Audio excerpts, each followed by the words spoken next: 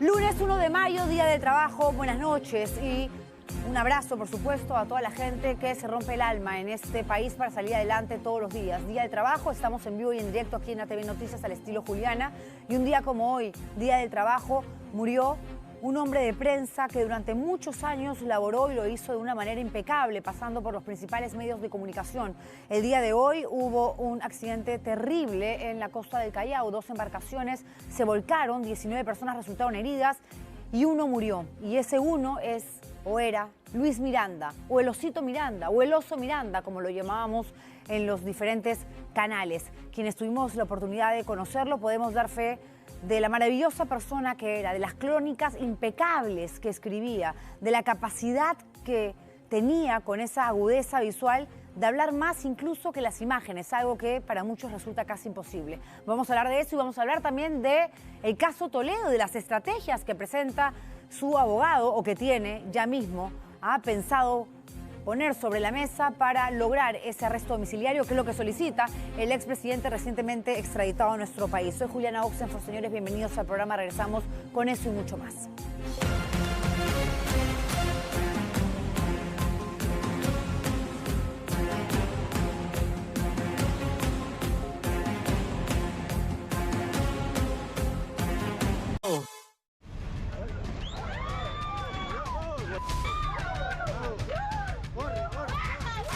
Fueron momentos de suma desesperación y terror para más de 20 pasajeros que fueron testigos del cruel momento en que este chofer de cúster acabó con la vida de un taxista y se dio a la fuga a toda velocidad.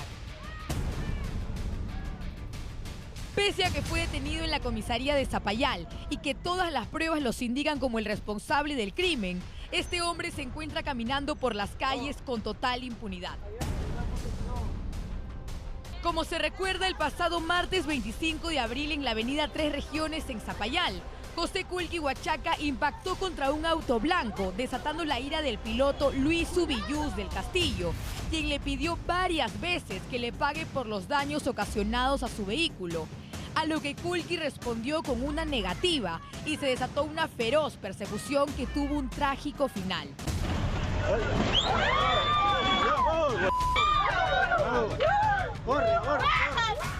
Apenas llegaron al paradero Fundición, Luis Ubillús se bajó de su auto y cuando estaba a punto de reclamarle, José Kulki lo atropelló sin remordimiento alguno con su cúster, dándose a la fuga a toda velocidad, hasta que un bus de la empresa de transportes El Chino le cerró el paso y no le quedó otra opción que detenerse.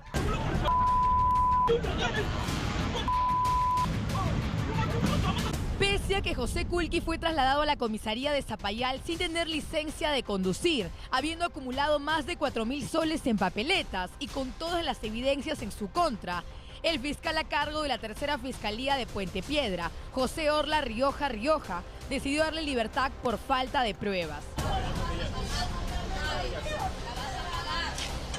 Sin embargo, el padre de Luis Manuel Ubillús tiene su propia versión de los hechos. Él asegura que el día del crimen su hijo no manejó el auto blanco, tal y como se ve en esas cámaras de seguridad. El joven habría salido de su casa minutos antes del accidente, corriendo a toda velocidad tras una llamada telefónica que lo llevó a la muerte. No, un tal Anthony, que decía que era su amigo, creo, y lo llama a él supuestamente para que lo ayude porque le habían chocado el vehículo, porque mi hijo estaba en su casa. Pero ¿cuál sería la razón de tan macabro crimen? Según indica el padre de la víctima, un compañero de trabajo de su hijo le tendría envidia por un ascenso que obtuvo un mes antes en la empresa de transportes en la que ambos laboran. Nada traerá de regreso a su hijo, pero este padre de familia no se cansa de pedir justicia. Su único deseo es que José Kulki, quien es un peligro al volante, pague por el daño que le hizo a su hijo y a los 3 pequeños que se quedaron en la orfandad.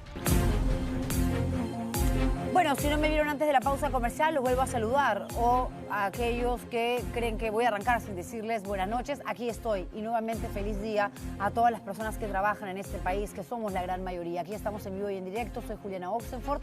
Y hoy vamos a hablar acerca del caso Toledo, ya lo que tiene que ver evidentemente con la post-extradición. Va a estar con nosotros su abogado en el Perú, que es Roberto Su. Se va a mantener en silencio Alejandro Toledo. Hay quienes aconsejan que lo mejor que podría hacer es acogerse a cualquiera de las dos figuras que podrían de pronto reducirle la pena que solicita la Fiscalía y el Ministerio Público para él, que son 20 años y 6 meses. Esto a través de la confesión sincera o la colaboración eficaz, algo que el abogado de Toledo ha dicho que es imposible, que su cliente se niega. Pero vamos a ver qué sucede en el transcurso de los próximos días. Cualquier cosa puede suceder, porque finalmente el objetivo tanto de Toledo como de su representante es que lo manden a su casa y que allí cumpla un arresto domiciliario. Desde la Fiscalía han dicho, esto es imposible, él va a continuar con prisión preventiva y la idea es que el juicio oral concluye antes, que termine antes de que se venza este periodo, este plazo de cárcel sin condena para que reciba evidentemente la sanción por los delitos que le imputa el Ministerio Público. Hablamos de eso y hablamos también de los problemas que continúan en la frontera. Muchos creyeron que con las medidas tomadas por Chile y sobre todo por aquellas que fueron contadas aquí en vivo y en directo el viernes por el propio ministro de Defensa, la cosa iba a estar más tranquila. Sin embargo, hoy hemos visto a varios migrantes enfrentándose a la Policía Nacional.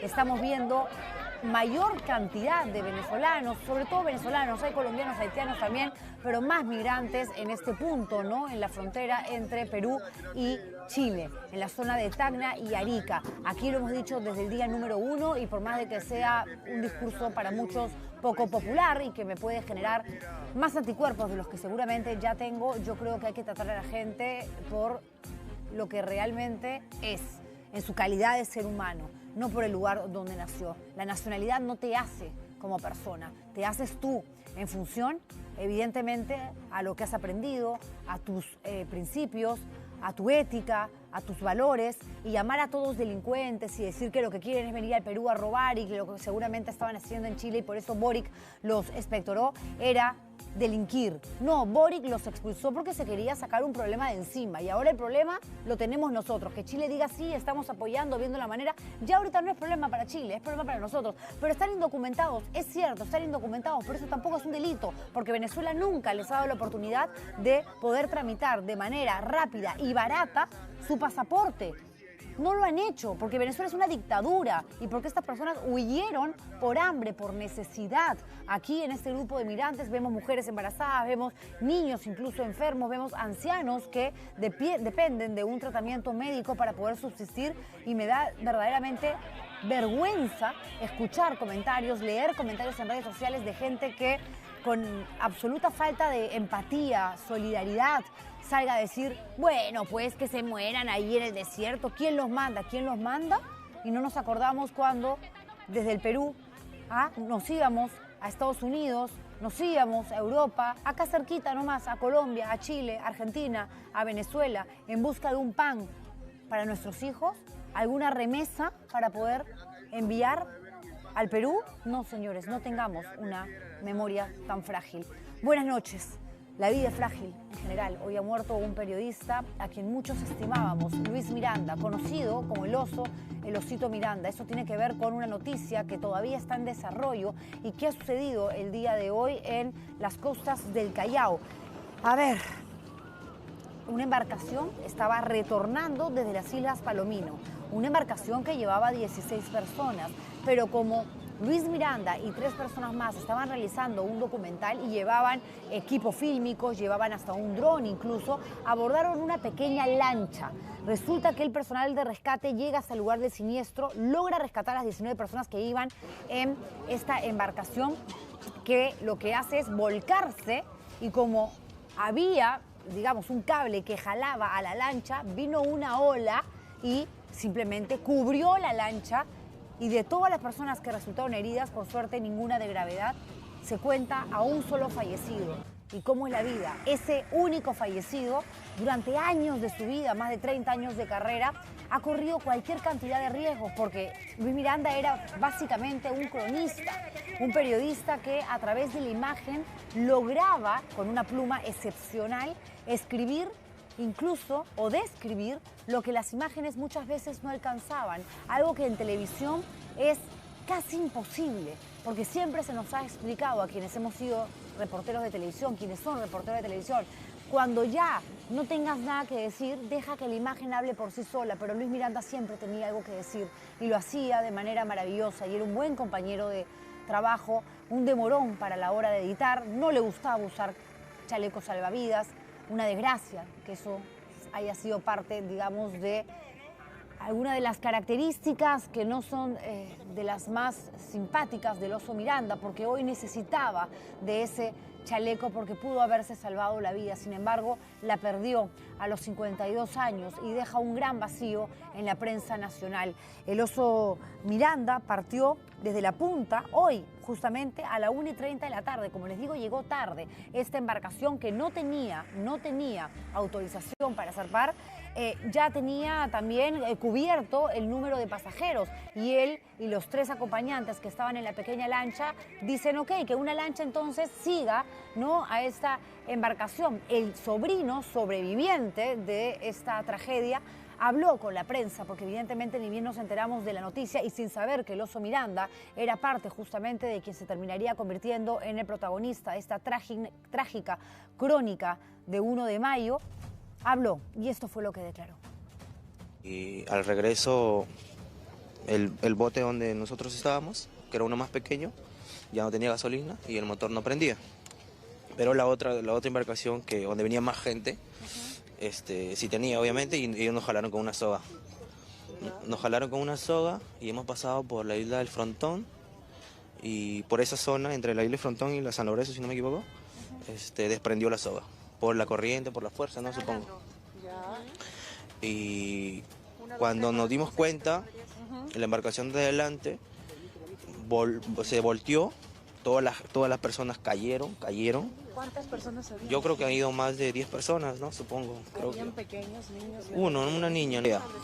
Y cuando yo les digo, se volteó la embarcación y nos paramos para ver y la ola de atrás nos agarró a nosotros también y volamos todos.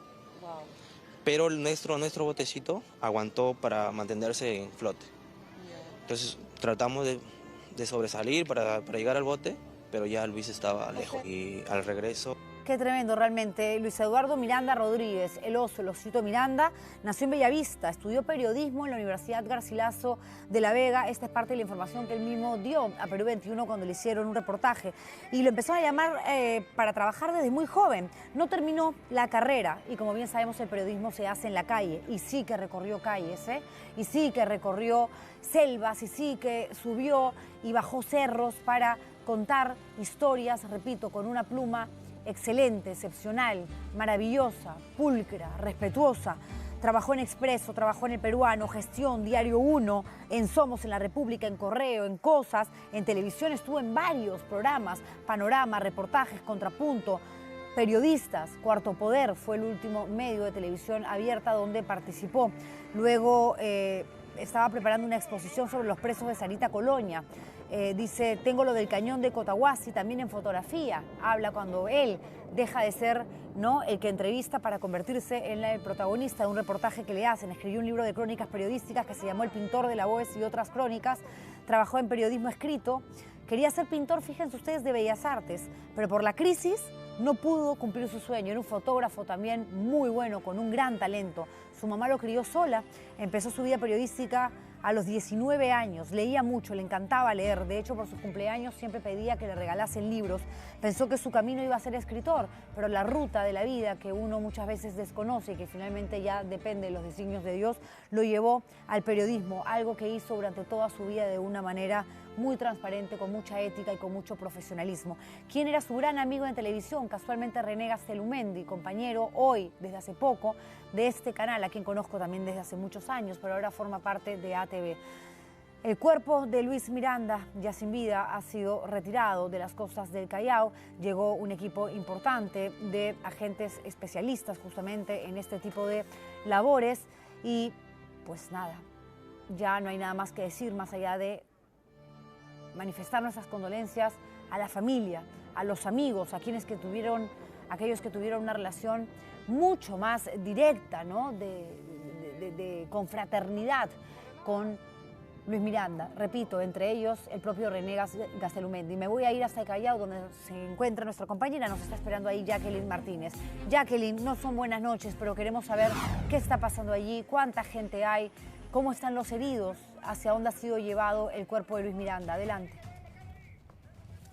¿Cómo estás, Julián? Efectivamente, no son buenas noches y desde acá las condolencias a la familia de Luis Eloso Miranda, que llegó precisamente a este punto del puerto del Callao en la Plaza Grau para hacer el reconocimiento del cuerpo. Ya los restos de Luis están en la morgue central del Callao y hasta hace un momento estaba la embarcación de patrullaje de guardacostas con la lancha, ¿no? Que es netamente una chalana de pescador a la cual le pusieron un motor adaptado para poder pues trasladar a Luis hacia las Islas Palomino, que como bien nos relataba la persona que lo acompañó, quien además es su familiar, iban a realizar o ya habían terminado de realizar una serie de fotografías, incluso sobrevuelo por dron sobre la fauna en las Islas Palomino. Estaban de regreso cuando ocurre este accidente. Respecto a los heridos, Juliana, sí te escucho. Sí, más allá de la lancha sabemos que la embarcación grande que llevaba la mayor cantidad de gente, entre ellas a una niña, gracias a Dios todos se salvaron,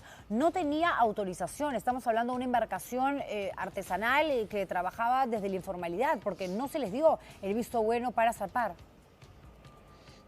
Claro, estamos a la espera de esta embarcación grande, porque hace un momento nada más esta embarcación pequeña con el barco de guardacostas se han ido hacia la zona donde ocurrió este accidente. Entendemos que resulta un tanto complicado poner a derecho, ¿no? O voltear de buena manera a esta embarcación bastante grande, lo que cuando esto ocurra van a traerlo hasta esta parte de la costa de la Plaza Grau. Lo que sí sabemos es que todos los heridos fueron atendidos acá en la Plaza Grau y en ese momento también fueron dados de alta porque algunos no necesitaron traslado. En el caso, incluso había un caso de hipotermia, pero que fue bien atendido en este punto de la Plaza Grau, Juliana. Gracias, Jacqueline, por toda esta información, esta triste información, ¿no? Luis Miranda nos deja y deja un gran vacío en el periodismo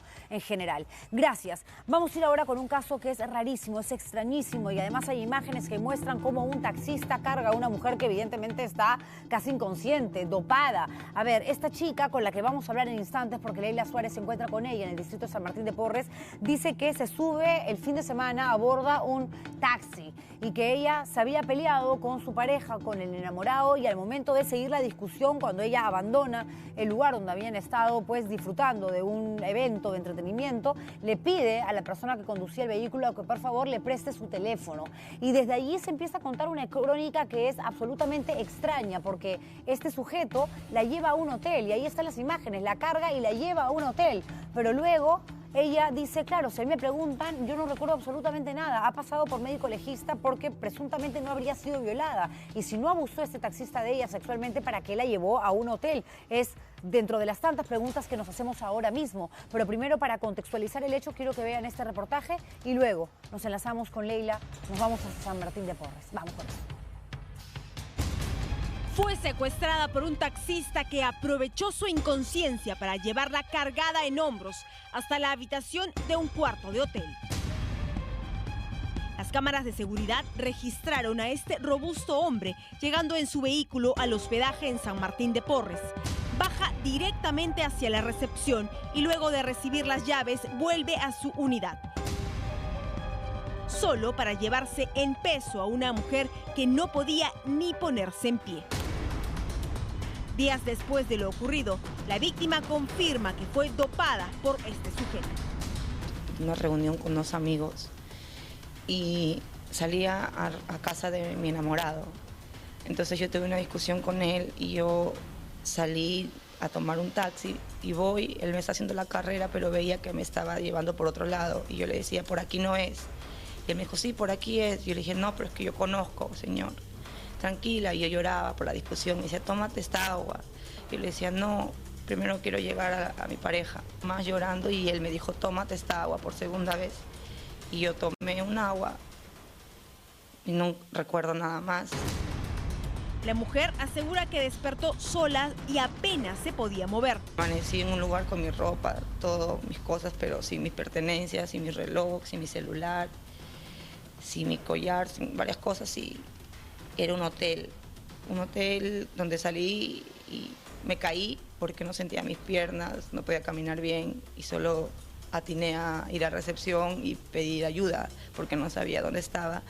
Y me dijeron que había entrado con un hombre en un taxi. El hombre se llamaría John Anthony Esquivel Ramírez, dueño también del vehículo de placa AUE 010, en el que ambos llegaron. Lo buscamos en su vivienda, pero nunca respondió. La víctima asegura, además, haberle pedido su teléfono al taxista para escribirle a su pareja con quien previamente había discutido. Fue a este mismo número que el novio se comunicó para reclamarle al chofer y exigirle que se ponga a disposición en la comisaría de Condevilla. Esquivel Ramírez llegó hasta la dependencia policial, al igual que la pareja. Según la joven víctima, el agente a cargo no hizo más que aconsejarle acepte un arreglo económico, supuestamente 3.000 soles que el chofer hasta el momento no habría cumplido con pagar. Lo único que hizo fue subir arriba a pedir perdón, y el oficial, un mayor, no recuerdo su nombre, el que está a cargo de este caso, me hizo sentar y me dijo que la única manera era arreglar, me dijo, ¿por qué mejor no aceptas para que te dé para tu lavado gástrico, para tu limpieza vaginal? ¿Quién te dijo eso, perdón? El oficial. Esquivel Ramírez aún se comunica con su víctima y asegura estar arrepentido y agradecido por la oportunidad que le dieron, tal y como lo dicen estos chats.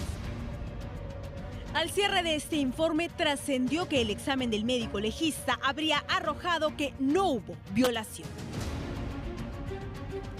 Acá hay cosas que no terminan de cerrar, ¿no? El documento de médico legista confirma que no hubo violación sexual y si entonces el objetivo de este sujeto que ha sido identificado con el nombre de Ezequiel era robarle, lo pudo haber hecho en su vehículo ya que ella estaba dopada. Vean ustedes cómo le ingresa a la habitación de este hospedaje. En el hotel nadie se dio cuenta porque luego dicen, sí, llegó un hombre con una señorita y no se dieron cuenta que a la señorita la carga y la ingresa a un dormitorio. Leila Suárez está en San Martín de Porres con la víctima, a quien obviamente vamos a proteger y llamaremos esta noche a Ana. Leila, Ana, estamos listas ya, o lista para conversar yo ya con ustedes. Adelante. ¿Qué tal, Juliana? Buenas noches. Sí, muy lamentable lo que le ha pasado a Ana, quien está bastante consternada, dolida, porque no solamente por lo que pasó, ¿qué pasó durante una hora que ella estuvo dentro de esta habitación en la que despierta y se ve sola, sin sus cosas? Y además, este hombre, pese a que lograron intervenirlo, llevarlo a la comisaría, finalmente quedó en libertad. Vamos a hablar con ella, Juliana, para que nos comente qué está pasando ahora, qué te han dicho las autoridades. Hay un médico legista que asegura que al menos no hubo ningún tipo de vejación sexual. Sí, buenas noches, Juliana. Han venido a la casa de mi mamá y el ministro de la Mujer ha dicho de que no hay violación sexual y de que hay un papel firmado que me han hecho firmar bajo la dopación que yo estaba, que yo me abstengo y me niego a cualquier tipo de denuncia, o sea, que me abstengo a lo que me había hecho este señor. En verdad me siento un poco nerviosa porque todo el día me están preguntando y diciendo qué pasó, pero lo único que yo pido es que lo capturen porque no quiero que esto pueda pasarle a otra chica. Yo soy mamá y no me imagino que esta persona suelta con qué intenciones pueda llevar a otras mujeres y a cuántas mujeres ha tenido que llevar de la misma forma que lo hizo conmigo. Yo hago un llamado, por favor, a todas las mujeres que identifican a este monstruo, que lo denuncien y que por favor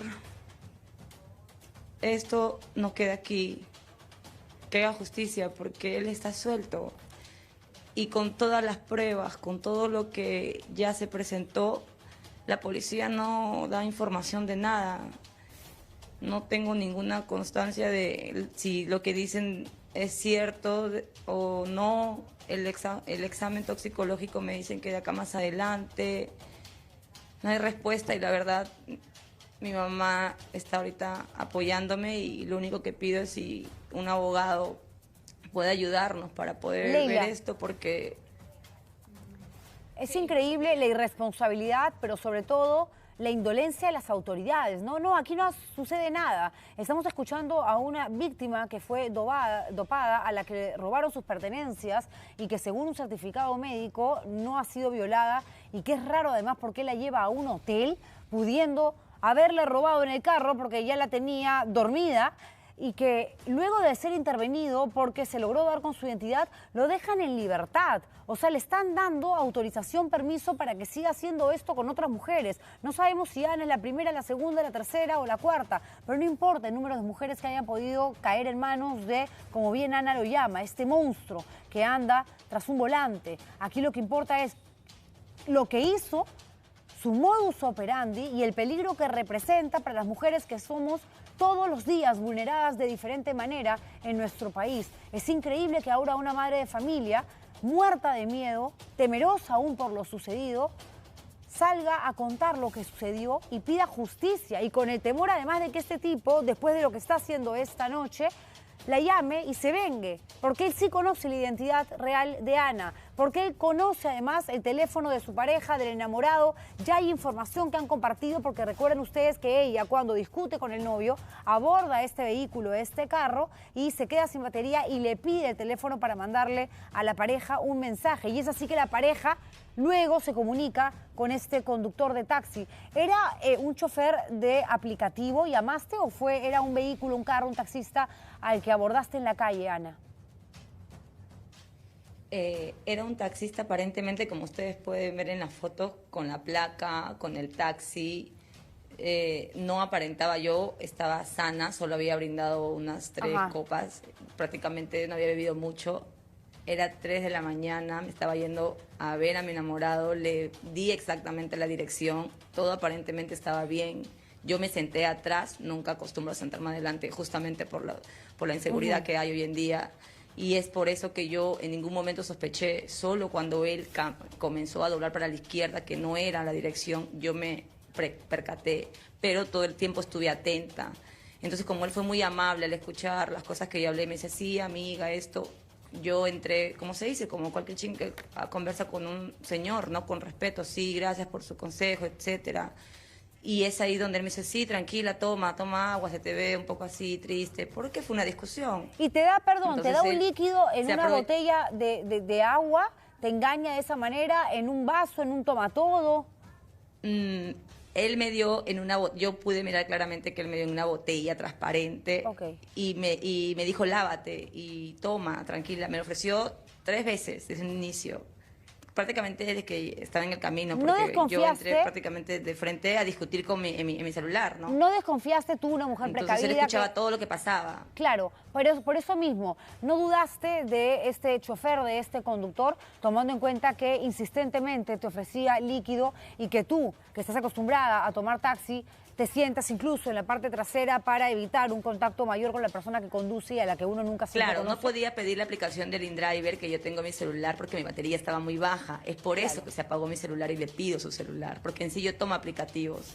Entonces yo me siento atrás, pero después de todo esto, cuando ya yo contacto a mi enamorado y llego al día siguiente despierto y todo, él estuvo en todo el tiempo conmigo para poder capturar a esta persona. Gracias al teléfono que se quedó ahí grabado en su celular. Y esta persona me admite mi cara y me reconoce y me dice, sí, yo te vi en el camino, te me cruzaste y lo hice. Y lo dijo con una fresquedad que yo lo miré y le dije, eres un maldito.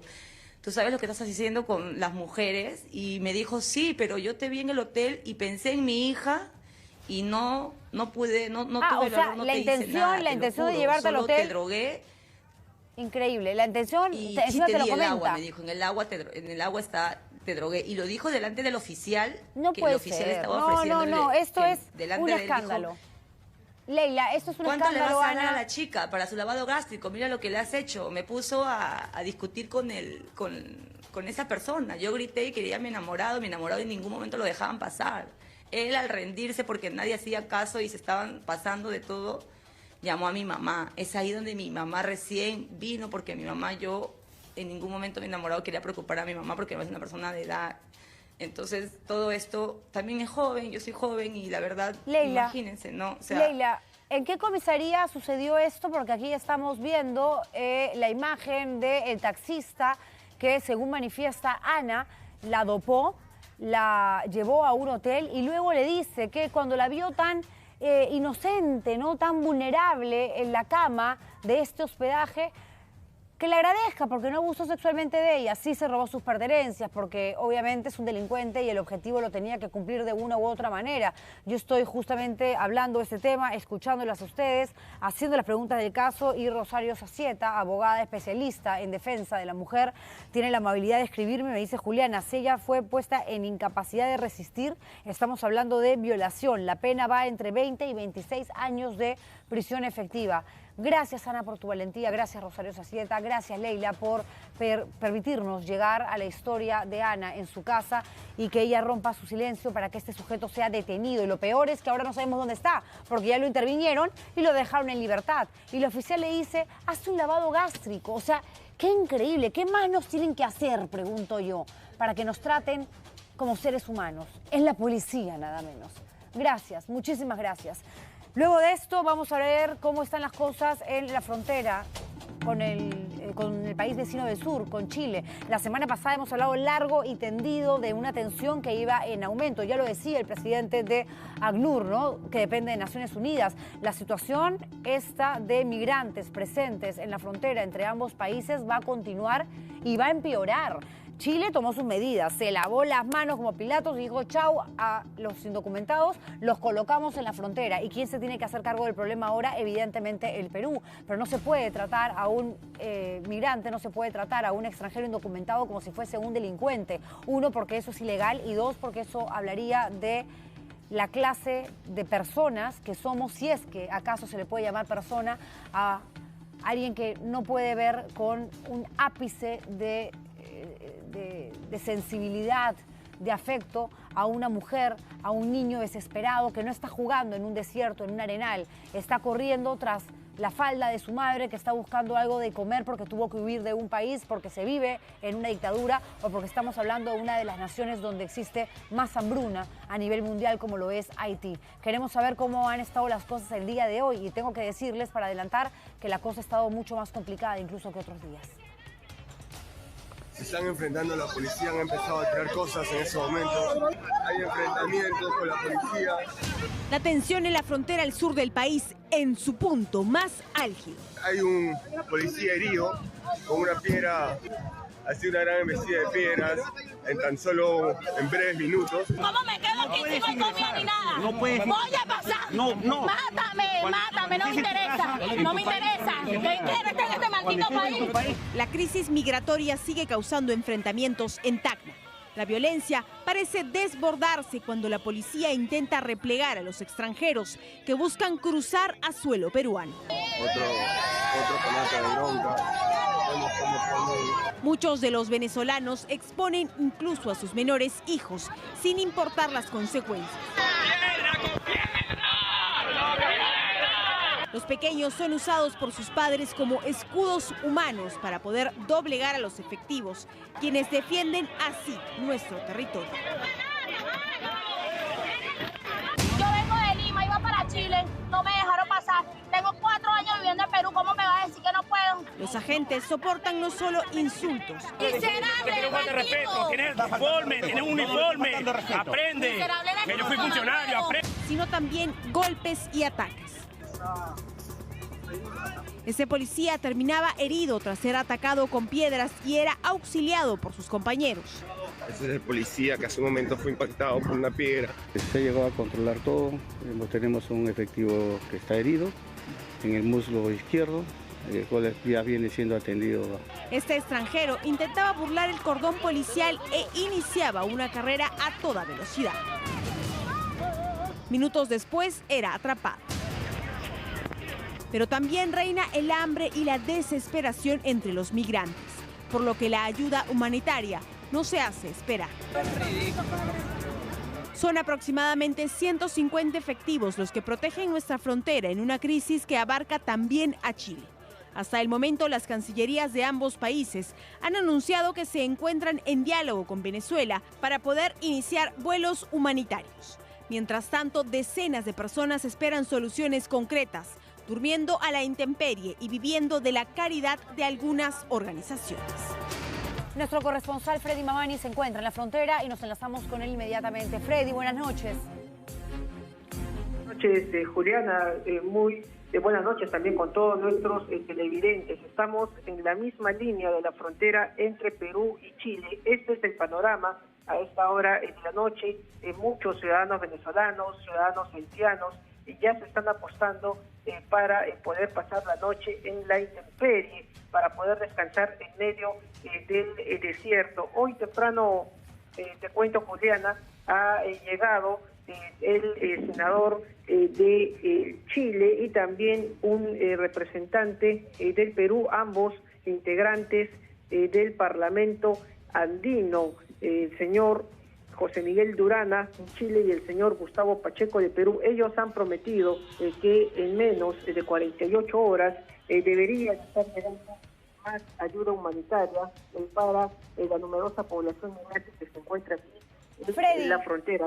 Escucho, Juliana. Estamos hablando de policías, ¿no?, que están resguardando la frontera. ¿Dónde están los militares? Los 280 militares en diferentes puntos fronterizos del país que el Ministerio de Defensa había confirmado que había enviado.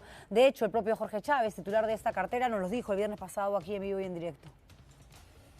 Sí, Juliana, los militares están a 100 metros de la línea de la frontera. Es decir, ellos están operando en los primeros 14 hitos de la frontera entre Perú y Chile. Son 12.5 kilómetros de largo, pero están operando de 100 a 100 metros de la misma línea fronteriza. Es la Policía Nacional la que se encuentra en la misma línea de la frontera, tanto la policía que pertenece a la jurisdicción de Tacna, Arequipa, y también la policía que ha llegado de la División de Operaciones Especiales. Freddy, son un contingente aproximado a 400 personas. Dime si estoy en lo correcto o no. ¿Han llegado más personas, han llegado más migrantes, ciudadanos de diferentes nacionalidades, venezolanos, colombianos, haitianos, básicamente? Porque las tomas que nos envía tu camarógrafo, a mí me da la sensación de que estamos hablando de un grupo de gente mayor. Sí, efectivamente, Juliana, hay muchas personas que están aquí. Se nota más en la noche porque muchos tratan de cobijarse con algunas mantas, con algunas prendas de vestir. Estamos hablando aproximadamente de unas 300 a 400 personas. No hay un censo, es cierto, pero son esta la cantidad, 400 personas. Es más, de noche hay personas que caminan a lo largo de la línea y que aprovechan las lomas del desierto para intentar burlar el control fronterizo de la policía e ingresar a ambos lados de los países. Aquí hay un ciudadano venezolano, Juliana, que se ha acercado. Vamos a conversar con él brevemente. Caballero, buenas noches. Cuéntenos, ¿usted va también a pasar la noche aquí? Sí, se le hace un llamado, que aquí hay niños, somos seres humanos, somos venezolanos, pero no somos delincuentes, somos trabajadores. Venimos pues por problemas que hemos pasado en Venezuela, pues, el hambre que hemos pasado todos los venezolanos, que hemos aquí hay niños y abuelos pasando frío, pasando hambre, y no nos ha dado respuesta, porque queremos irnos a Venezuela. Todos los que están aquí lo que queremos es irnos a Venezuela, que Perú se ponga la mano en el corazón y nos hace pasar para ir otros y no ir a Venezuela. A ver, queremos irnos a Venezuela. Freddy, sí, bueno, el Perú supuestamente estaba preparando un plan, un operativo para crear una ruta humanitaria y que estas personas puedan regresar a sus países. La intención de este señor es regresar a Venezuela pese a los problemas que justamente hicieron que tomara la decisión tan difícil de dejarlo todo para migrar. Pero que sea efectivamente, Juliana, pero que sea verdad, porque ya aquí hay personas que ya tenemos ya 2 semanas aquí pasando frío y pasando hambre. No hay derecho. Aquí estamos en intemperie, niños, abuelos, personas pequeñas pasando hambre y frío. Por favor, somos seres humanos. No somos animales, somos seres humanos. Totalmente de acuerdo con usted. Somos seres humanos. ¿Cuál es su nombre? ¿Cuál es su nombre, señor? Alfredo José Villarroel Gómez. Señor Alfredo, estoy totalmente de acuerdo con usted. Usted es un ser humano y son todos los seres humanos. No se respetan, porque por ser nacionalidad, ¿por qué nos castigan así? ¿Por qué no castigan a los venezolanos? ¿Por qué? Porque lo que queremos es regresar a Venezuela, que nos ponga un autobús, que nosotros vamos a pagar el autobús, nosotros tenemos dinero para pagar el autobús y que nos pasen a Ecuador, no importa, que custodien si quieren, porque no somos delincuentes, somos trabajadores. Alfredo, ¿por qué no hacen eso ahí? ¿Por qué nos vejan? Totalmente de acuerdo, esto es inhumano, no pueden haber personas de ninguna manera abandonadas en el desierto o en esta frontera con niños, no pueden haber mujeres embarazadas, no pueden haber pacientes renales, no pueden haber diabéticos. Por Dios, estamos hablando de personas. Si por ahí hay 1, 2, 3 delincuentes, sí, de repente aquí en donde yo estoy trabajando también hay algún delincuente, no lo sabemos, pero estamos hablando de gente que respira, gente que tiene corazón y gente que tiene derechos y gente que no dejó sus países para hacer turismo por Chile y por el Perú. Salió de su país como salieron tantísimos peruanos desde la época de los 80. ¿Por qué? Porque aquí no había ni siquiera para comer y algunos se fueron a los Estados Unidos y llegaron indocumentados, otros buscaban la manera de ir a Venezuela casualmente, Argentina, Chile, algunos lograron incluso más allá llegar hasta Europa. Recordemos que Madrid es una de las ciudades donde existe la comunidad de peruanos una de las más grandes del mundo, entonces no hablemos como si no tuviésemos memoria. Escribí un artículo súper importante, Rosa María Palacios, el fin de semana y lo leía. Caramba, o sea, acá no se trata de condenar a la gente por su lugar de origen. Entonces tú mantén a los venezolanos, porque como los venezolanos son delincuentes, hay muchísimos más delincuentes peruanos en el Perú que venezolanos, que el nivel migratorio es enorme, evidentemente, y que ha ido en aumento. Por supuesto que sí, que a los sicarios, que a los secuestradores, que a los ladrones, a los violadores, hay que castigarlos, condenarlos y mandarlos de regreso a su país para que allí los condenes. Estoy absolutamente de acuerdo, pero no digamos que una persona es buena o mala de acuerdo al lugar donde nació, porque eso nos convierte en cualquier cosa menos en personas, en seres humanos, por Dios. A mí me rompe el alma y lo digo. Y con este comentario les digo en serio, me importa 3 pepinos que salgan a decir caviar, mermelera, y está la defensora de los venezolanos. Defiendo a la gente inocente, defiendo a la gente que está en un momento vulnerable, de desesperación. ¿O quieren ustedes que alguien, Dios mío, con 3 dedos de frente va a exponer a lo que más ama en su vida, que son sus hijos, a estar debajo ni siquiera de una carpa, de un pedazo de plástico que les permite pasar la noche sin saber si mañana van a tener una galleta de soda para llenar las pancitas de sus hijos? No seamos ridículos, por Dios, seamos más gente. Entendamos que esto no es ya un problema político, este es un problema social. Esto es algo que se está viviendo en diferentes puntos del mundo. Que ahora Perú tiene evidentemente un problema más grande del que existía, claro que sí, porque se tiene que hacer cargo de estas personas que, según nos informa nuestro corresponsal, serían hoy lunes entre 300 y 400. El ministro de Defensa el viernes me dijo que efectivamente no había un censo porque él calculaba que eran por lo menos 40, máximo 50. Miren ustedes cómo esto ha ido en aumento, y ya lo decía el presidente ACNUR, que depende de Naciones Unidas, esto va a seguir avanzando. Entonces, salvoconductos, garantizar que estas personas evidentemente que están en su mayoría indocumentadas regresen a sus naciones, pero que tengan agua, que tengan comida, que tengan un lugar para dormir sin necesidad de exponer sus propias existencias de una manera tan cruel como lo estamos viendo. Es como si se viviese la propia guerra en la frontera del Perú con Chile, y ya hemos vivido guerras entre ambos países, ¿verdad? Y ha costado mucho dolor y mucha sangre recuperar la paz y de pronto alcanzar algún tipo de vínculo bilateral, dialogante, sano, si se puede decir de alguna manera. Desde aquí un abrazo, Alfredo, y muchísimas gracias a nuestro compañero Freddy Mamani por informarnos desde la frontera sur. Vamos a hablar de política, ¿les parece? Chabelita, Isabel Cortés, congresista de izquierda, fíjense ustedes, de Cambio Democrático Juntos por el Perú, que en algún momento votó a favor de la vacancia de Dina Boluarte y que decía por lo menos, opositora de este gobierno que todavía no responde por la cantidad de muertos en las protestas y manifestaciones que se llevaron a cabo durante la gestión de la hoy jefa de Estado. ¡Qué bien que va a posar junto a la presidenta, las dos elegantísimas, para ser la protagonista de una ceremonia de condecoración realizada en el propio Palacio de Gobierno con motivo del Día del Trabajo? Durante el evento le da a la presidenta Dina Boluarte la medalla de la Orden del Trabajo por su labor como defensora de los derechos de las trabajadoras de limpieza pública. Palmas, compañeros. O sea, un poquito de coherencia, ¿no? Bueno, ¿a quién le puede pedir algo de coherencia dentro de sus amigas en el Congreso? A Ruth Luque, digo, porque Sirit Bazán de coherente no tiene absolutamente nada.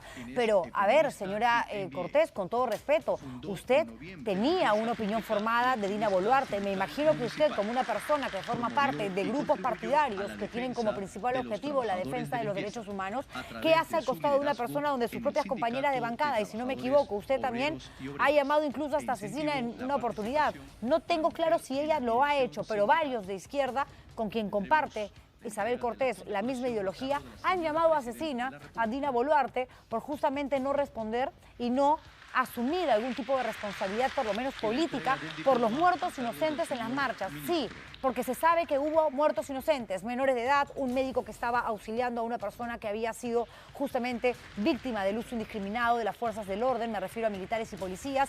Sabemos que hay certificados, sabemos de las necropsias, sabemos de una investigación impecable que hizo The New York Times, sabemos también de lo que ha presentado el Human Rights Watch, que es clarísimo, porque además te cuentan la cantidad de necropsias que han revisado, los minutos, las horas, los segundos de material fílmico que han observado de manera detallada para determinar y concluir, sin ser evidentemente fiscales ni jueces, porque nosotros los periodistas tampoco lo somos, en que hay gente que ha sido disparada por la espalda, en el abdomen, en la cabeza, en el cuello. Eso es asesinar, eso no es proteger tu vida, eso no está dentro de la figura constitucionalmente validada y en el Código Penal también de defensa propia. No, no, no, eso es matar por matar. Y ahí está pues Chabelita, feliz, recordemos cuando firmó la vacancia. ¿Tenemos esas imágenes? Ahí está, sí, ella participó, recuerden ustedes, firmando esta iniciativa para solicitar el retiro de Dina Boluarte de Palacio de Gobierno, responsabilizándola por las decenas de muertes en el marco de las protestas. Pero a la hora que te dan tu medallita, ay, me pongo guapa y me voy a Palacio de Gobierno, obviamente. De paso sí, miren, recibo un baño de popularidad y se abrazan, comadres íntimas, pinky friends. A mí si algo me molesta no es el pensar, el sentir, la ideología, la visión de país que pueda tener un político. Incluso lo respeto, pero a mí lo que me molesta es la hipocresía dura y pura. Este tipo de actos donde lo único que busca ella es un poco de reconocimiento, hacerse famosa. ¿Qué pensará hacer más adelante? No lo sé. Y Dina Boluarte, dejar de ser para muchos la presidenta fascista, la presidenta que se ha convertido de derecha, para demostrarle al Perú entero que ella también tiene la posibilidad de conmemorar a una mujer trabajadora de izquierda. Por favor, par de hipócritas. En fin, escuchemos las declaraciones de la congresista Isabel Cortés. De un gobierno como que... El gobierno de Dina Boluarte, usted mencionaba que violaba derechos humanos, que perseguía opositores, además de su cercanía con Pedro Castillo, que era notoria. Mira, yo he votado por Pedro Castillo y he hecho campaña para que gane el expresidente Pedro Castillo. Y ahí estaba en el paquete. Ahí estaba en el paquete. Claro, ahí estaba. Es como que estuviera, ahora en estos momentos como que querría patear el tablero, entonces no es eso. Pero ya entonces no es un gobierno que viola derechos humanos para usted. Yo en ningún momento he dicho eso. ¿No? No. ¿Y que perseguía opositores tampoco? No, que yo sepa. ¿No? Que yo sepa. Tranquilaza, ¿no? Feliz con tu medallita. Y al costado está el ministro de Trabajo. Ayer Panorama, en un gran reportaje que presentó mi colega Mávila Huertas, muestra un informe donde se le acusa de haber plagiado por lo menos el 54% de su tesis al titular de la cartera de trabajo, que parece que mucho no trabajó a la hora de sustentar este trabajo académico. Y la Chabelita ahí, ¿no? Con dos representantes del Ejecutivo. No sean hipócritas. Si algo no te gusta, lo dices y eres coherente hasta el final. Y si algo en el camino de la ruta de tu pensar hace que de pronto cambies, que hagas un reconocimiento de un punto de vista que quizás no sea el correcto, porque muchas veces nos equivocamos, somos seres humanos a la hora de concebir algún tipo de idea o emitir una opinión, pues lo hablas abiertamente y explicas las razones por las cuales ahora te estás comportando de una u otra manera. Pero no haces esto. Señores, hace menos de 3 meses está pidiendo la vacancia. ¿Quiénes quieren en el Congreso que sea de Dina Boluarte? Yo. Y ahí está Chabelita, ¿no? Feliz. Y ahora, gracias, señora presidenta. Abrazo de oso, qué lindo, qué calentito. Ahorita que ya está empezando a enfriarse por las noches. Ay, me arde, le juro. Bueno, así me voy a quedar sin invitados toda la vida. Ya llegó Roberto Su, el abogado de Alejandro Toledo, que estará con nosotros en instantes. Pero antes, hablando de conmemoraciones, fíjense ustedes, o condecoraciones, como quieran llamarlo, el Jurado Nacional de Justicia le ha abierto un proceso a la fiscal Patricia Benavides, que es una especie de intocable, ¿no? Saca a la fiscal que estaba encargándose de investigar a su hermana por presuntamente haber recibido algún tipo de soborno o coima de unos narcotraficantes para limpiarlos en el Ministerio Público, y la remueve. En vez de decir, no, yo en ese caso no me meto, menos aún que ahora tengo el cargo más importante de la Fiscalía, soy la fiscal de la Nación.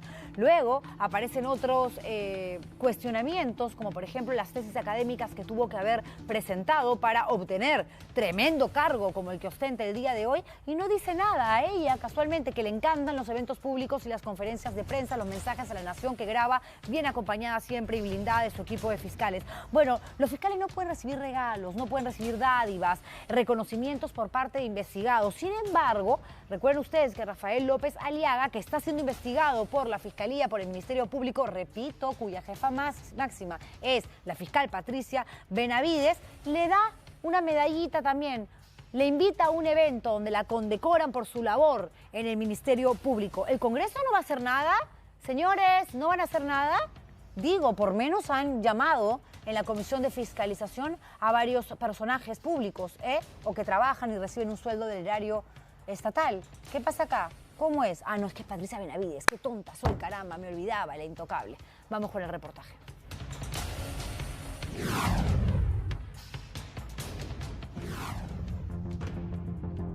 Para unos selfies y sonrisa, y para otros, silencio de incomodidad. ¿Hay cuestionamiento respecto a su tesis? ¿Qué nos puede comentar al respecto? Y así como quiera a unos y a otros no, la fiscal de la Nación, Patricia Benavides, ha cosechado la admiración de algunos, especialmente en el Congreso, pero también el repudio de otros que la quieren fuera del Ministerio Público. Un acto de Dios que usted esté presente, doctora.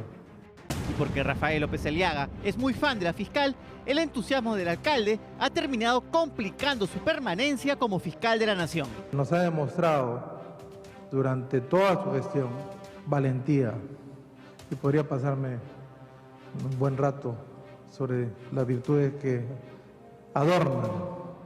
El miércoles se filtró una resolución de la Junta Nacional de Justicia que ordena abrir investigación preliminar contra Benavides. El caso se abrió porque la ley de carrera fiscal prohíbe que fiscales reciban atenciones o condecoraciones de investigados por el Ministerio Público. Está la prohibición de aceptar de los litigantes, en general, o sus abogados, o por cuenta de ellos, donaciones, obsequios, atenciones, agasajos, etcétera, ¿no? No recibir estos tipos de agasajos para poder proteger justamente la independencia fiscal. La ley es específica y la Junta Nacional de Justicia podría terminar sancionando a Benavides con la destitución o suspensión por recibir el regalito de López Aliaga, quien tendría casos abiertos en la Fiscalía.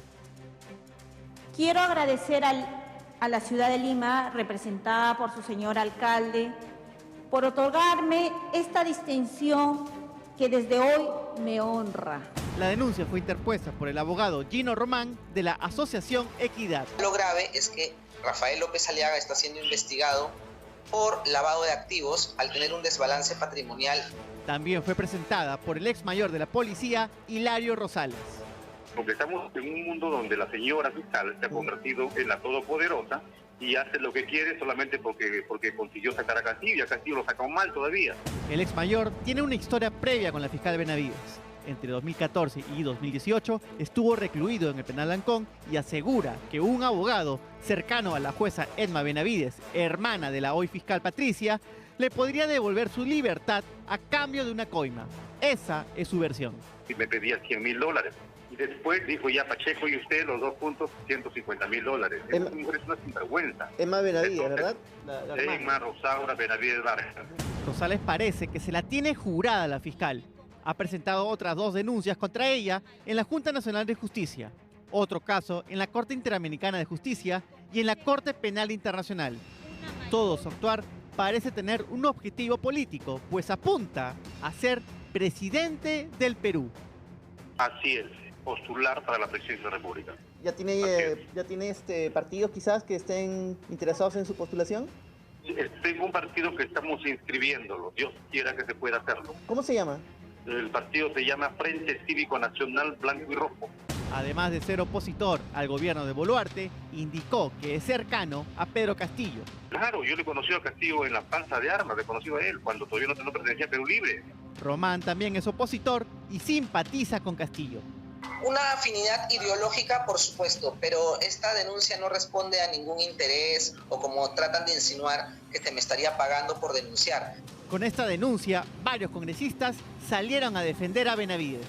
Una denuncia absolutamente sin ningún asidero, me parece que es llegar al extremo de la politización caviar que ha sufrido la Junta Nacional de Justicia. Un circo de los caviares, una buena estrategia. Yo creo que a mí una condecoración no va de una otra manera a mancillar o opacar una gestión. La crítica también vino de la primera vicepresidenta Marta Moyano, quien publicó la resolución sobre el caso Benavides, que debería ser reservada, según indicó la Junta Nacional de Justicia en un comunicado. El caso sigue en investigación preliminar y según el informe final se determinará si se inicia o no un proceso disciplinario contra la fiscal. En que primero se haga una investigación disciplinaria, un procedimiento disciplinario que evalúe incluso la necesidad de solicitar la suspensión preventiva de la fiscal de la Nación en el cargo y que por supuesto finalmente ese procedimiento disciplinario culmine con una decisión por la destitución. Pero no es el único problema que podría sacar a Benavides de la Fiscalía. Fuentes de la Junta Nacional de Justicia nos indicaron que también se analiza abrir investigación preliminar por las inubicables tesis de maestría y doctorado de las peruanas, cuyo contenido podría ser cuestionado, así como su silencio que guarda sobre el tema.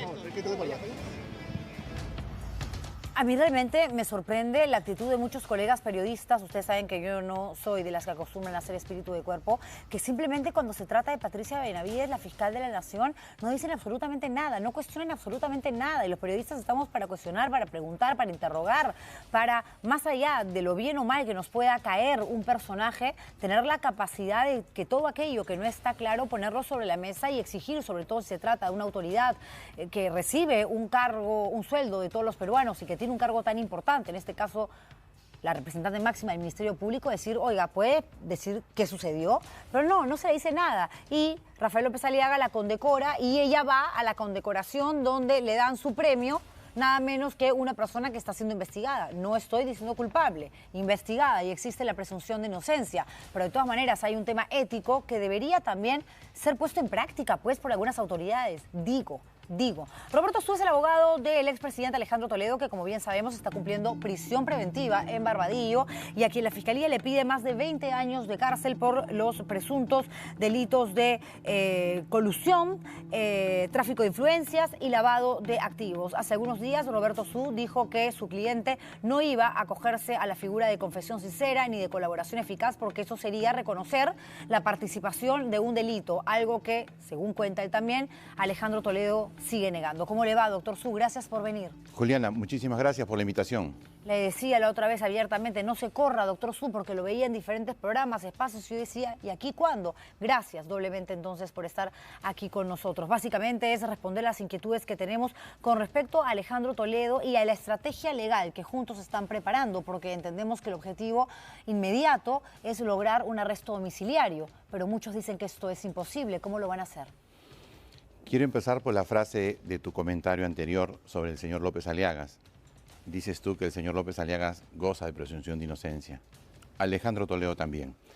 Y respecto a su tema de salud, he sido bien claro en que no es una estrategia de defensa, sino que espero que los médicos que están evaluando, si ellos determinan que su estado de salud conlleva a establecer la incompatibilidad que sigue en prisión, estos informes médicos tendrán que ser presentados ante el juez para pedir una variación.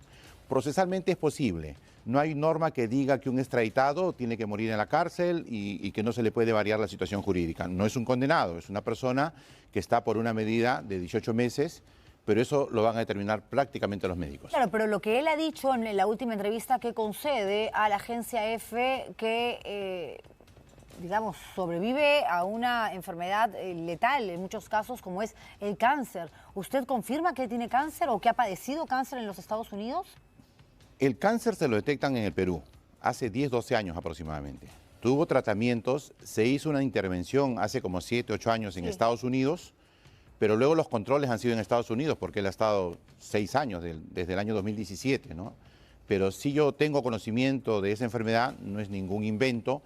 El que no haya sido utilizado oportunamente por sus abogados en Estados Unidos es porque ellos estimaron que ese tema no iba a influir en una decisión. Qué raro, porque además él se encargó de cambiar varias veces de abogados, contrató a los mejores representantes de los staffs más conocidos en California y ha presentado muchísimos recursos hasta el último momento. ¿No le parece extraño que algo tan sensible como la enfermedad o presunta enfermedad de una persona a la que su país lo está requiriendo y que está en medio de un proceso de extradición, no se juegue esa carta?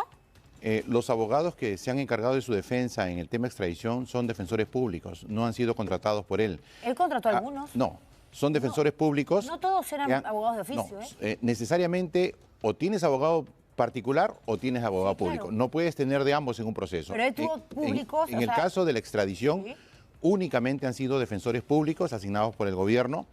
Estos abogados cambiaron, sí, porque el abogado principal, pero el abogado principal pidió una licencia y se fue del estado a otro estado por un tema personal, y la defensa la asumió otra abogada, pero con el mismo equipo de ¿Me está defensa. diciendo usted que Alejandro Toledo no gastó $1 en su defensa en los Estados Unidos? La extradición ha sido con defensa pública, eso te lo puedo confirmar porque pero la extradición es parte de un proceso que viene acompañado de una serie de medidas, estrategias que se preparan con abogados a los que tú contratas, y nosotros tenemos información, qué pena que no tenga la documentación aquí en mis manos, de los contratos de las personas que cobran muchísimo dinero en los Estados Unidos justamente para representar legalmente a un cliente. Me dice usted que no contrató a ningún abogado particular. Mira, yo he tenido un nivel de coordinación más o menos, digamos, mensual con los defensores públicos. Con los otros no. Con los otros he tenido conferencias virtuales. Por eso, con los privados. No, con los defensores públicos. Incluso cuando yo he viajado a Estados Unidos me he reunido con los defensores públicos, pero no he conocido a abogados. Sé que en Washington unos abogados han estado asumiendo una defensa después que se aprueba la extradición por el juez Hickson. En Colombia también, porque presentaron recursos. Sí, en Washington, Colombia, pero estos defensores públicos no sé quién los ha contratado. Entiendo que el presidente, un grupo de amigos lo han estado asesorando en apoyo político, en apoyo económico. Es probable que por ahí haya tenido algún tipo de respaldo. ¿Y usted cree que necesite apoyo económico una persona como Alejandro Toledo, a quien la Fiscalía lo culpa de haber recibido más de 20 millones de dólares? En realidad se habla de 35, ¿no? Sí, primero dijeron 20, después dijeron 30, después dicen 35. Lo cierto es que la Fiscalía, a través de 6 años de investigación, no ha podido demostrar que ese dinero está con Alejandro Toledo. La ruta del dinero se ha reconstruido totalmente y yo emplazo a la Fiscalía, sobre todo al señor Rafael Vela, que se pasea por los canales hablando de los 15 millones. Es falso. La ruta del dinero ya es pública porque en una audiencia de cesación de prisión preventiva yo mostré la ruta completa del dinero. A ver, y si entonces esto es una mentira, esto es una patraña por parte del equipo Lavallato, si Toledo efectivamente no robó un sol, como usted manifiesta, del erario nacional, no se benefició de la construcción de esos tramos de la carretera interoceánica porque es su ex íntimo amigo y una persona tan cercana a él, empresarialmente hablando también, antes de morir, levanta todas las alfombras, como decimos comúnmente, y muestra la ruta del pago. Y esta es la razón para la cual, o por la cual, la Fiscalía peruana y la justicia norteamericana logran encontrar el vínculo entre el caso Interoceánica y Ecoteva, razón por la cual ya hay un cuadernillo de extradición en los Estados Unidos por ese otro caso. El juez Hickson, cuando declara fundado el pedido de extradición, establece claramente las inconsistencias que tenían las versiones de Maiman y Barata. Sin embargo, el juez dijo que no le correspondía a él como juez de extradición pronunciarse, sino a la justicia peruana. Eso en primer lugar.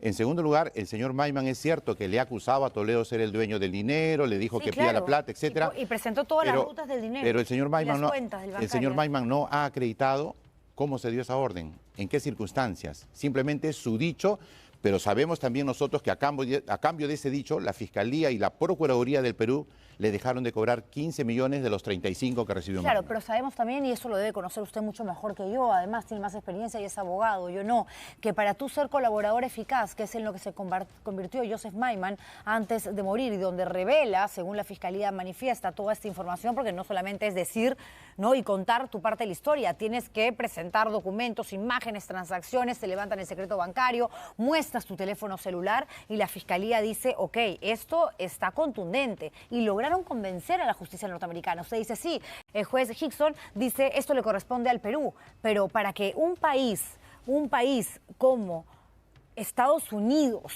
que es tan garantista, haya determinado que Toledo se entregara o lo trajeran al Perú para responder a la justicia nacional, es porque ellos están convencidos de que es culpable. Ser garantistas no significa que establezcan un grado de culpabilidad. O sea, lo que ellos han establecido, primero han respetado su derecho de defensa. Segundo, han respetado el debido proceso. Y en tercer lugar, ellos han visto una causa probable. Y la causa probable para el juez Hickson es el testimonio de Barata, el testimonio Maiman y la documentación que ha entregado el Perú.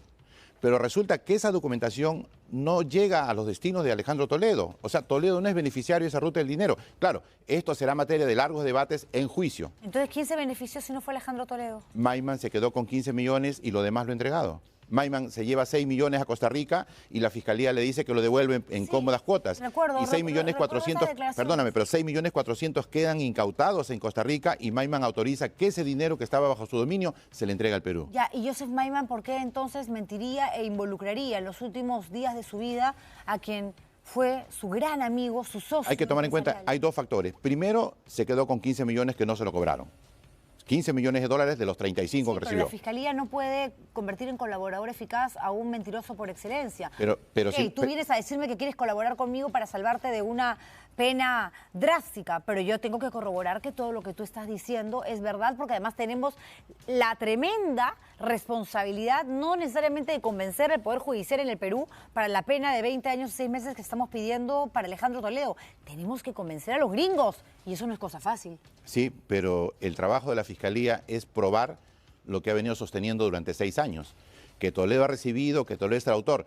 Cuando a Maiman le preguntan en esta prueba anticipada que se hace en enero del año 2020 con el juez Concepción Carguancho, si tiene una evidencia que justifique las aseveraciones que él hace, Maiman dice, no tengo correos, no tengo llamadas, todo ha sido verbal. Es decir, ninguna evidencia, pero lo extraño es que todo el dinero termina con él. Entonces, ¿cómo se entiende que Toledo sea el dueño del dinero si el dinero termina y lo gasta él? Porque justamente, según la Fiscalía, ahí entra a tallar Ecoteva, ¿no? Según la información del Ministerio Público, cuando se recibe el soborno de 20 millones de dólares de parte de Odebrecht, de acuerdo, repito nuevamente, a la Fiscalía, Toledo busca lavar esa plata y lo que, se genera, ¿no?, en un lavado de activos es la ida y vuelta de la plata para que salga negra y regrese limpia y pueda formar parte de una cuenta bancaria en un banco grande que pueda soportar tremendo nivel de dinero y sobre todo dar intereses, que es lo que se busca. El 23 de enero del 2012, Eva Fernenbuch, la suegra de Toledo, constituye en Costa Rica una empresa Ecoteva y cuando a ella se le consulta por la creación, ¿no?, la organización de esta empresa offshore, da diferentes versiones, una menos creíble que la otra. Habla primero de que su dinero es parte del holocausto, de lo que le correspondía por haber sido víctima, luego que se había casado con un joyero de mucha plata, que le había heredado joyas preciosas y que ella pues las vendió. Y esto evidentemente genera más dudas y suspicacias que cualquier otra cosa. En la audiencia del 22 de enero del año 2020, Maiman reconoce el documento con el cual él ordena que se constituya Ecoteva. Ya, y no es casualidad entonces, pero es un documento de fecha 2011, un año antes. Él ordena a Abraham Danón que constituya en Costa Rica una empresa con Eva Fernenbuch. Claro. Y esa es la prueba de que Maiman ordenó la constitución de la empresa. Toledo no sabía nada. No conocía. No. Y si la Fiscalía dice que sí conocía, tendrán que probar en juicio. ¿Por qué Maiman entonces buscaría beneficiar a la suegra de Toledo, del amigo, del... Eva Fernenbuch era su testaferro de Maiman. La contrató para usar su nombre para la compra de bienes en el Perú. Eso se tendrá que probar también. Se tendrá que probar, sí. Porque si no seguimos en el terreno de la Eso es lo que admitió, claro. Creo que el tema de Toledo, por qué no vino, por qué se demoró, por qué no quería, ya eso es parte de la historia. No, eso es un tema que me gustaría de todas maneras pero hoy en día tenemos que decir a los fiscales que saquen las pruebas y que demuestren lo que afirman. Porque una acusación no es otra cosa que una pretensión, una aspiración, una teoría. Una teoría que puede presentarse a través de diferentes hipótesis. Sí, claro que esta teoría, pues, solventes que otras. esta teoría tiene, pues, el respaldo de la opinión pública, de la prensa, de los dueños de los medios de comunicación. Entonces, sí, claro. Cree. Sí, pero a ver, para pienso. eso está uno, ¿no? Justamente cuando algo se dice, algo se manifiesta y está lejos a ser verdad, lo primero que haces es encarar a la persona, en este caso a la entidad, al Ministerio Público que te acusa, que te señala, y te tomas un avión y dices, así como tiene amigos que supuestamente lo ayudan gratis, legalmente en Estados Unidos, oye, cómprenme, hagan una chanchita, hacemos una pollada en California, pues no lo sé, y voy a Perú porque están requiriéndome y están diciendo que yo soy un lavador de activos, que yo he cometido delito de colusión, que también soy responsable del delito de tráfico de influencias. Aquí estoy, Perú, he sido presidente de Juliana, este país. A él le dieron prisión preventiva a los 6 días. No le pidieron su declaración. No, perdóname. Demanda de la justicia. A él le allanaron su vivienda, le confiscaron su fondo de pensiones de la AFP, le dieron prisión preventiva, no le permitieron apelar.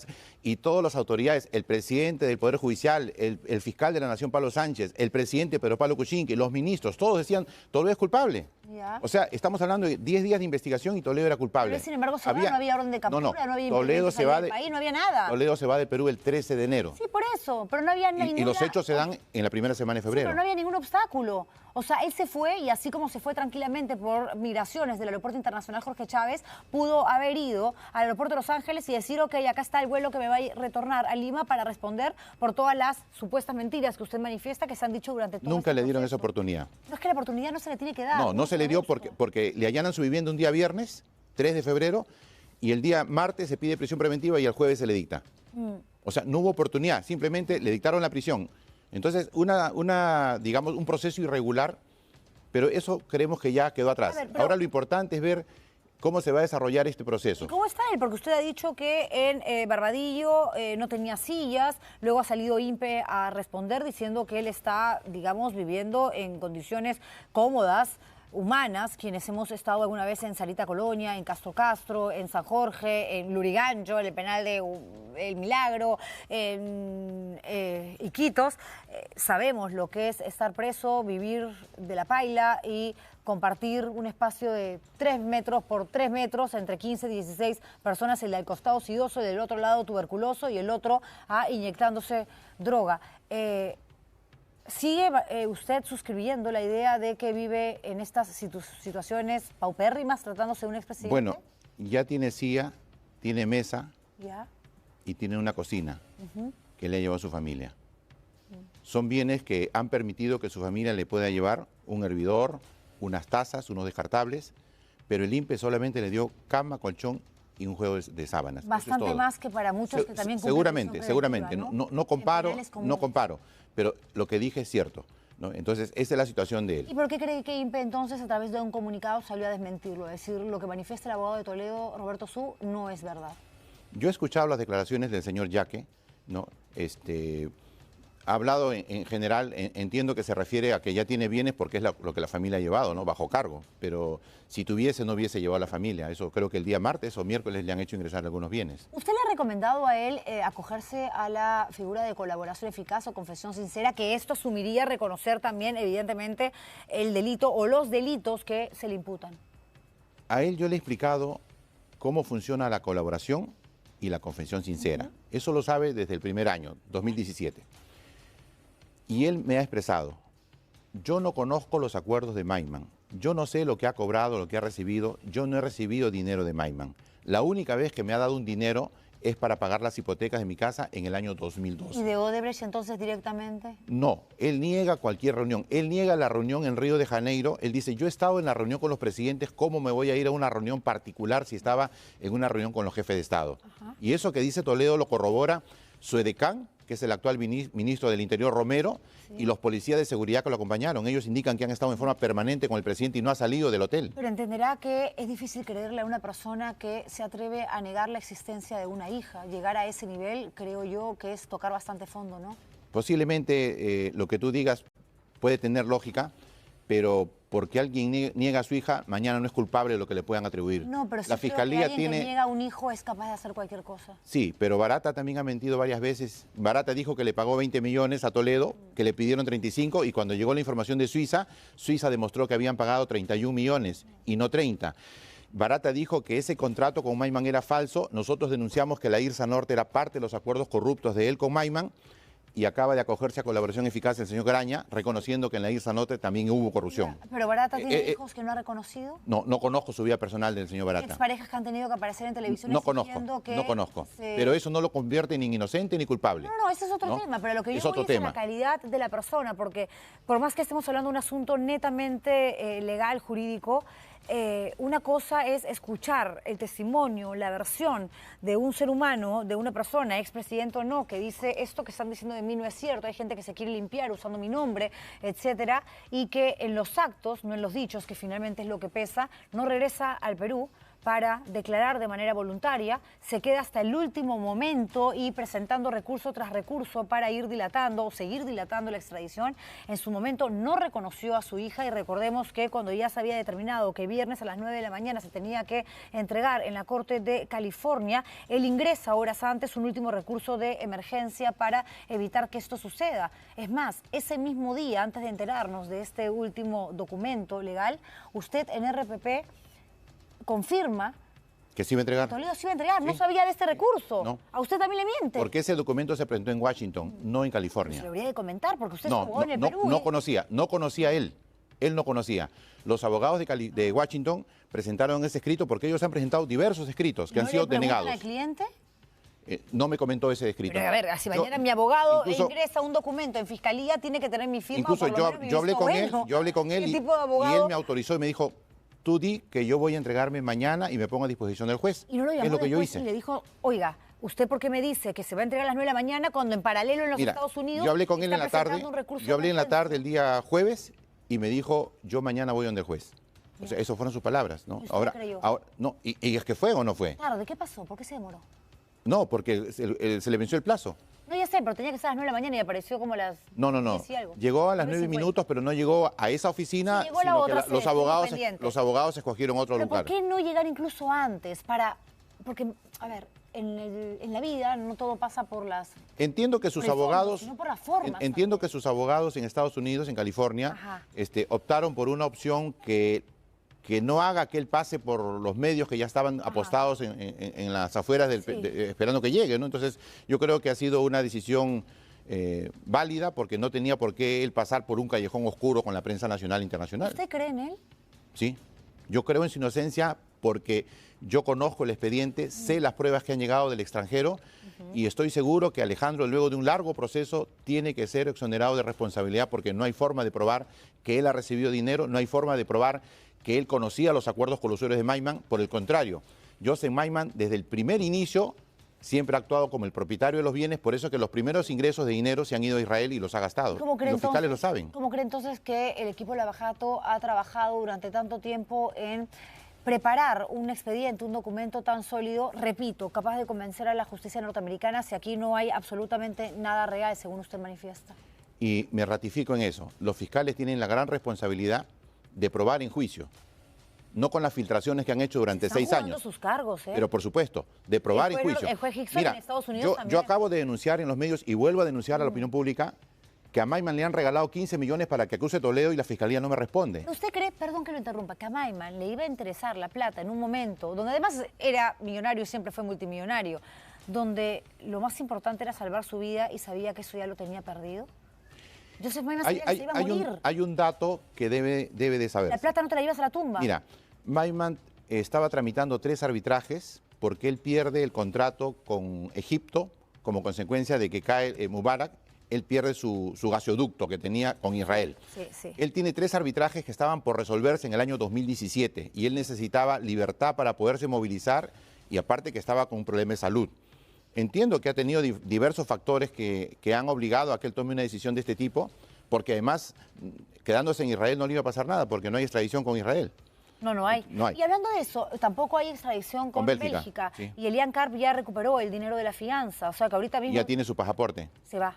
a Bélgica, dice usted. Tienes, ha podido irse en 6 años, 7 años no lo ha pero hecho. ahora que la situación es otra. Elian quiere venir al Perú. ¿Usted cree? Sí. ¿Ah, sí? Por eso que el año 2019 pedimos la cesación de la prisión preventiva en el caso de Coteva. Porque Elian Carp sí está inmersa en el caso de Coteva. Claro, y se pidió la cesación de la prisión, pero mira, hemos pedido en diciembre del año 2019, casi 3 años, y el Poder Judicial no resuelve. ¿Y por qué no viene? El esposo está Porque preso. tiene una prisión preventiva que queremos que se deje sin efecto. Ah, ok. Es por eso que no viene. Claro, tiene una prisión preventiva. No va a venir a un penal, ¿no? Sobre todo porque esa prisión contra Elian Carp fue injusta. Le dieron prisión preventiva y le dijeron como argumento, usted es la esposa, primera dama, compañera de viaje Por eso, y tiene la misma entonces, nacionalidad. No va a venir porque lo más seguro es que no se levante ese pedido, esa solicitud de prisión preventiva. Como ya tiene el dinero, se va a ir a Bélgica. En Bélgica se convierte automáticamente en una ciudadana intocable porque tiene, obviamente, nacionalidad belga. Se va. Tiene nacionalidad belga, tiene nacionalidad de Israel, supongo, pero en ningún momento Elian me ha dicho, yo me voy a escapar, yo me voy a ir.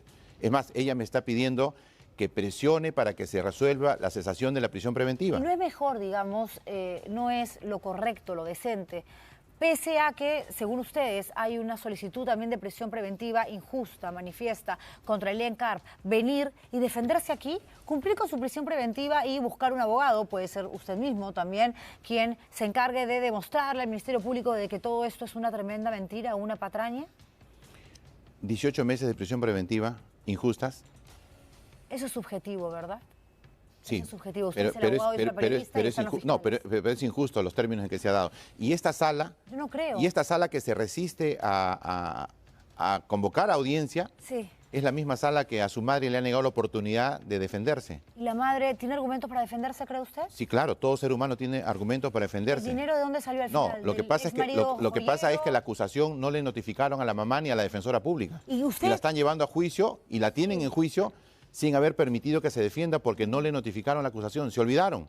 Se pidió la nulidad de todo y no quisieron. ¿Tan malos son contra Toledo y familia? Lo que pasa es que a la prensa esa noticia no le interesa. No, la prensa, yo hablo de la fiscalía. No, pero yo hablo de la prensa. A la Sí, prensa no le hablemos de la interesa prensa, sí. A mí sí esa me noticia, interesa. no le interesa. A mí me interesa. O sea, a un ser humano lo llevas a juicio y le dice, señor, a mí no me he notificado. No importa, vamos nomás. Un ser humano que ha estado los últimos 5 o 6 años de su vida en Estados Unidos sabiendo que acá estaba requerido por la No, la justicia señora está en nacional. Bélgica. de Yo estoy hablando de Eva Sí, Fernenbosch. estamos hablando de todo. Estamos hablando de la suegra, estamos hablando de estar al final todos mezclados en el caso de Coteva, Sí. que está vinculado directamente a Interoceánica. ¿Habla con usted cada cuánto tiempo, Toledo? ¿Lo visita diariamente, interdiario? Sí, de lunes a viernes la visita, Lo sábado visita. y domingo no. ¿Y cómo está él? ¿Le lleva libros? ¿Conversa? Le de estoy otras llevando cosas? sus expedientes, Ujú. porque no los pudo traer, le impidieron traer. Le estoy llevando las copias de algunos documentos importantes que él tiene que revisar, cotejar, y está dentro de su tiempo que pueda, pues, en lectura. No puedo llevarle una laptop porque está prohibido. Bueno, lógico, ¿no? No. David Weissman estuvo aquí con nosotros, que fue su premier en un momento, y dijo que lo que Su le iba a premier matar- no, su vicepresidente, Vicepresidente, perdón. y su ministro de Defensa, Y su ministro y de su Defensa. congresista. Sí, él dice que tenía una relación, digamos, distante. Yo no le termino de creer eso a Weissman, claramente, pero dijo que finalmente si algo lo mataba a Toledo en prisión, iba a ser la abstinencia. Yo lo que recuerdo del señor Weissman es que él firmó 76 resoluciones supremas diciendo que era ingeniero y no era ingeniero.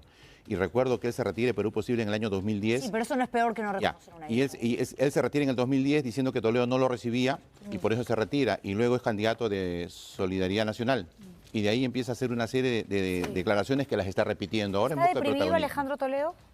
Está con estados de depresión y de ansiedad constante. Bueno, todos los presos, ¿no? Sí, sí, sí. De acuerdo. Y hay una serie de afecciones que los médicos están evaluando para determinar cuál es el estado real. Me gana el tiempo, le agradezco por haber No, venido, doctor al Su. contrario, ¿Me Yelena. podría usted ayudar, y se lo pido públicamente, a tener una entrevista con Elian Carp vía Zoom, por lo menos?